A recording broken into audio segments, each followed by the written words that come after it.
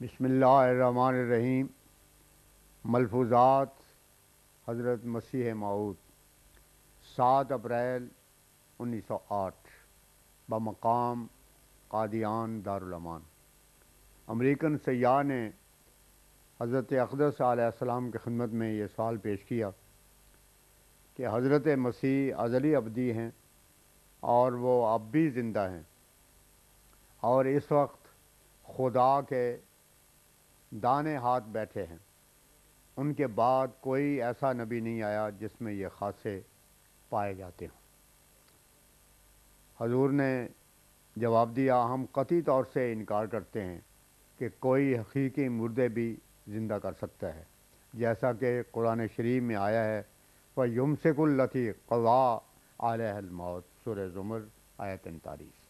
باقی رہے آپ کے دعوے، سو ہم ان کو بغیر کسی دلیل کے قبول نہیں کر سکتے۔ مردوں کے زندہ کرنے کے ساتھ ان کا خود ازلی ابدی ہونا اور اب زندہ اور خدا کے دانے ہاتھ بیٹھے ہونا بھی آپ کے دعوے ہیں، جن کی کوئی دلیل آپ نے پیش نہیں کی اور دلیل کی جگہ ایک اور دعویٰ پیش کر دیا۔ حضرت عیسیٰ کو بھی ہم اور انبیاء کی طرح خدا تعالیٰ کا ایک نبی یقین کرتے ہیں۔ ہم مانتے ہیں کہ خدا تعالیٰ کی راہ میں صدق اور اخلاص رکھنے والے لوگ خدا تعالیٰ کے مقرب ہوتے ہیں، جس طرح خدا تعالیٰ نے اپنے اور مخلص بندوں کے حق میں بباعث ان کے کمال صدق اور محبت کے بیٹے کا لفظ بولا ہے، اسی طرح حضرت عیسیٰ بھی انہی کے ذیل میں ہیں۔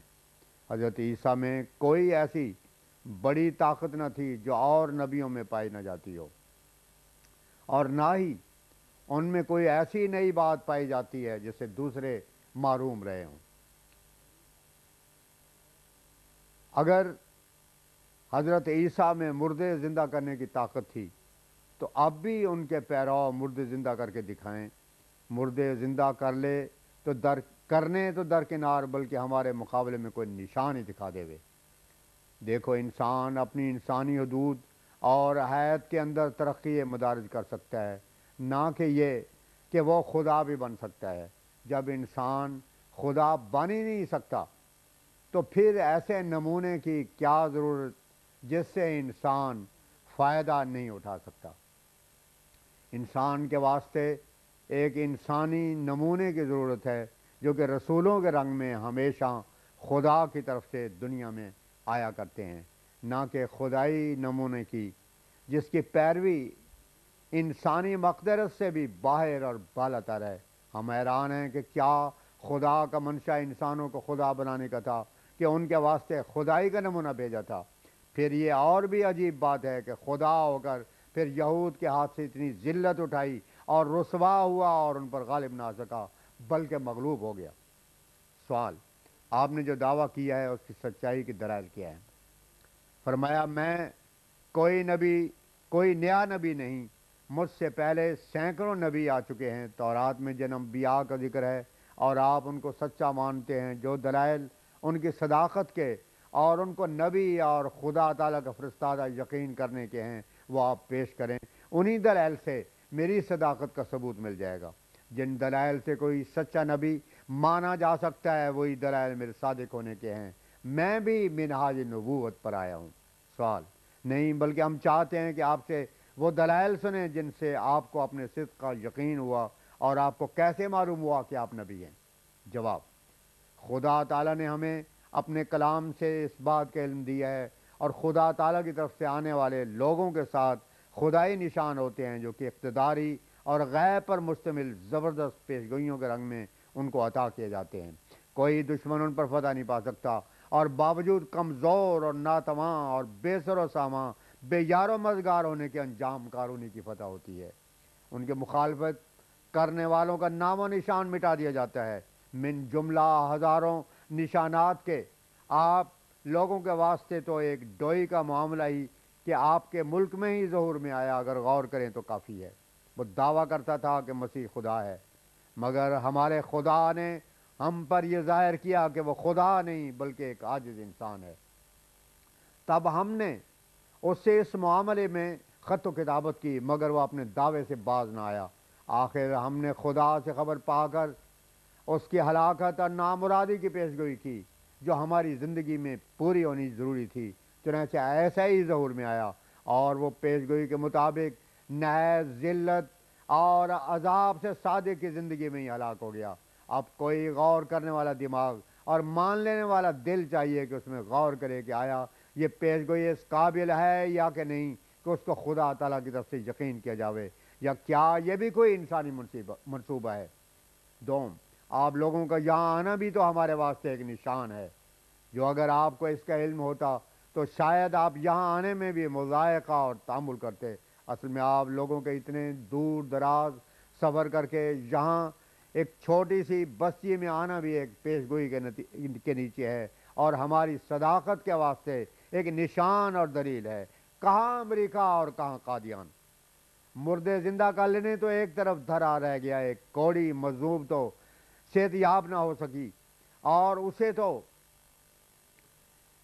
حضرت مسیح چنگا نہ کر سکے، تو مردے زندہ کرنا کیسا ہے؟ وہ باتیں تو ہزاروں سال کی ہیں، اور خدا جانے ان میں کیا کچھ ملاوٹیں ہو گئی ہیں، اور وہ تو صرف قصے کہانیوں کے رنگ میں باقی رہ گئی ہیں۔ ان کی صداقت کا کوئی نشان یا ان کے سچے ہونے کے کوئی آثار ہی پائے جاتے تو بھی ان کو مان لینے کی ایک راہ ہوتی، مگر وہ تو اب باتیں ہی باتیں اور نرے دعوے ہی دعوے ہیں۔ مگر ہم تو آج کل کے موجودہ اور زندہ مثال پیش کرتے ہیں۔ سوال: ڈوئی کے انجام کا تو ہر شخص اندازہ لگا سکتا تھا، کیونکہ اس نے ایک جھوٹا دعویٰ کیا تھا، اور یہ صاف بات ہے کہ جھوٹا مدعی ذلیل ہوا کرتا ہے۔ ہم تو آپ کے دعوے کی عظمت کی وجہ سے یہاں آئے ہیں کہ اتنا بڑا دعویٰ کرنے والے انسان کیسے ہوگا، نہ یہ کہ آپ کے واسطے نشان بننے کے واسطے آئے ہوں۔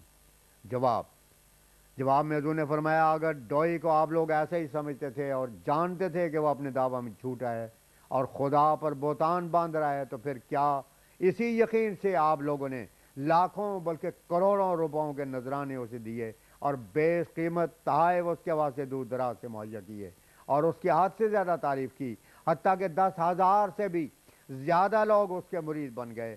تعجب کی بات ہے کہ ایک انسان کو باوجود جھوٹا یقین کرنے کے بھی کوئی عزت و عظمت دیتا ہو اور اپنا مال و جان اس پر نثار اور تصدق کرتا ہو۔ امر دوم کے لیے ان کو سنانا چاہیے کہ ایک ایسے وقت میں جب کہ ایک فرد واحد بھی ہمارا واقف نہ تھا اور کسی کو ہمارے وجود کا علم تک بھی نہ تھا، بلکہ بہت کم لوگ تھے جن کو قادیان کے نام سے بھی اس وقت واقفیت ہوگی، حتیٰ کہ ہماری طرف کسی کا خط تک بھی نہ آتا تھا، اور ہم ایک گمنامی کی حالت میں پڑے ہوئے تھے۔ اس زمانے میں اللہ تعالیٰ کی طرف سے یہ الہام ہوا کہ یاتون من کل فج عمیق، اور یاتی کا من کل فج عمیق ولا تصائر لخلق اللہ ولا تسم من الناس۔ اور بعض اس مضمون کے الہام زبان انگریزی میں بھی تھے، حالانکہ ہم زبان انگریزی سے بالکل ناآشنا ہیں، اور یہ سب خبریں اس زمانے کی ہیں جبکہ ان کے کچھ بھی آثار موجود نہ تھے، اور ہماری اس وقت کی حالت کو دیکھنے اور جاننے والے اندازہ لگا سکتے ہیں کہ اس حالت میں ایسی خبروں کے امکان کا وہم و گمان بھی نہیں ہو سکتا تھا، بلکہ ان علامات کے بعد اندرونی اور بیرونی طور سے، یعنی خود اپنی قوم بھی اور دیگر عیسائی اور ہندو وغیرہ بھی سب دشمن ہو گئے، مگر باوجود ان سب امور کے اللہ تعالیٰ کی نصرت ہمیشہ شامل حال رہی، اور اس نے ایسی ایسی تائیدات کی کہ اب اس وقت 4 لاکھ یا سے بھی کچھ زیادہ انسان ہمارے ساتھ ہیں، اور دور دراز سے آتے ہیں تحفے، تحائف و نقد و جن کے وعدے خدا تعالیٰ کے کلام میں کیے گئے تھے سب پورے ہوئے اور ہو رہے ہیں۔ پیش گوئیوں کو ان کے تمام لوازم پیش گوئی کے وقت اور حالت سے دیکھنا چاہیے، اور پھر اس کا انجام دیکھنا چاہیے کہ کروور سے پورا ہوا۔ اگر کسی مفتری کے سوانے میں بھی اس کے نظیر ہے تو پیش کرو، اگر ہماری اس پیشگوئی کے معنی سے انکار ہے تو کوئی نظیر دو کہ بجوز خدا تعالیٰ کی تائید اور نصرت کے کسی مفتری نے بھی ایسا عروج پا لیا ہو۔ حضرت مفتی محمد صادق صاحب کا لڑکا عبدالسلام حضرت اقدس کے نزدیک کھڑا تھا۔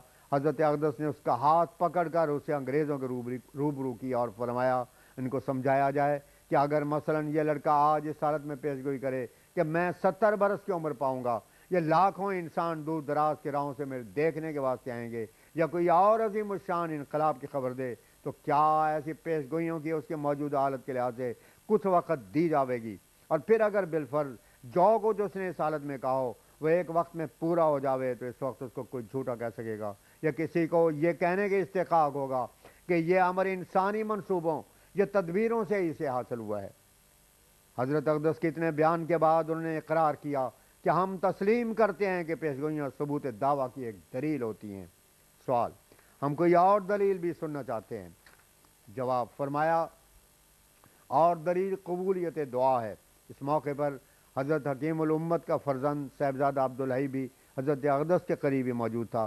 حضرت حکیم الامت نے اسے آگے کر دیا اور حضرت نے اسے بازو سے پکڑ کر ان لوگوں کے روبرو کر کے یوں فرمایا کہ اس شخص نے، جو کہ مولوی صاحب کا دشمن تھا، اس نے آپ کے متعلق یہ کہا تھا کہ آپ ابتر ہیں اور شیطان، اور اشتہار بھی شائع کر دیا تھا۔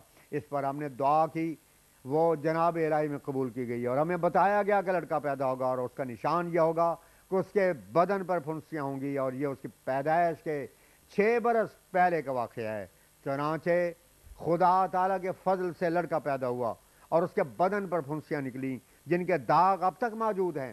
علاوہ ازیں اور ایسے ہزاروں نمونے قبولیت دعا کے موجود ہیں۔ سوال: آپ کے آنے کا مقصد کیا ہے اور اب آئندہ کیا ہوگا؟ جواب میں فرمایا ہمارے آنے کا یہ مقصد ہے کہ عیسائیوں، ہندوؤں اور مسلمانوں میں جو غلطیاں خواہ و عملی ہوں یا اعتقادی پیدا ہو گئی ہیں ان کی اصلاح کی جاوے۔ بھلا آپ بتائیں کہ آیا عیسائیت یورپ میں اپنی اصلیت پر ہے، یا عیسائیوں نے تورات یا انجیل کی تعلیم کے کسی نقطے پر بھی عمل کیا ہے؟ تمام یورپ کی عملی حالت کیا کہہ رہی ہے؟ آیا ان لوگوں کے دلوں میں خدا تعالیٰ پر بھی ایمان ہے، اور کیا ان کو خدا کا خوف بھی ہے؟ ان باتوں کے جواب میں انگریز نے صاف اقرار کیا کہ واقعی نہ تو تورات پر عمل ہے اور نہ ہی یورپ کی عملی حالت درست ہے۔ حضرت اقدس نے فرمایا ہمیں خدا نے بتایا ہے کہ حضرت مسیح خدا کے ایک برگزیدہ بندے اور نبی تھے، یہ نہیں کہ وہی ایک ہی ایسا نمونہ تھے، اور پھر خدا تعالیٰ نے اپنا فیضان کسی پر نازل نہیں کیا اور ہمیشہ کے واسطے ایسی برکات کا دروازہ بند کر دیا ہو، بلکہ وہ خدا جس کی شان بلند ہے اور وہ تمام ملکوں کا ایک اکیلا خدا ہے، اس نے اپنے فیضان بھی تمام ملکوں پر کیے ہیں۔ دیکھو تورات چھوڑ دی گئی ہے، اس کی تعلیمات کی کچھ پرواہ نہیں کی جاتی، اس میں ہزاروں غلطیاں لگائی گئی ہیں۔ حضرت عیسیٰ کی شان کی بے ادبی کی جاتی ہے کیونکہ ان کو خواہ خواہ خدا بنایا جاتا ہے۔ کیا یہ کافی نہ تھا کہ ان کو خدا کے ایک برگزیدہ بندے مان کر ان کی پیروی کی جاتی اور ان کے نقش قدم پر ان کا نمونہ اور رنگ اختیار کیا جاتا؟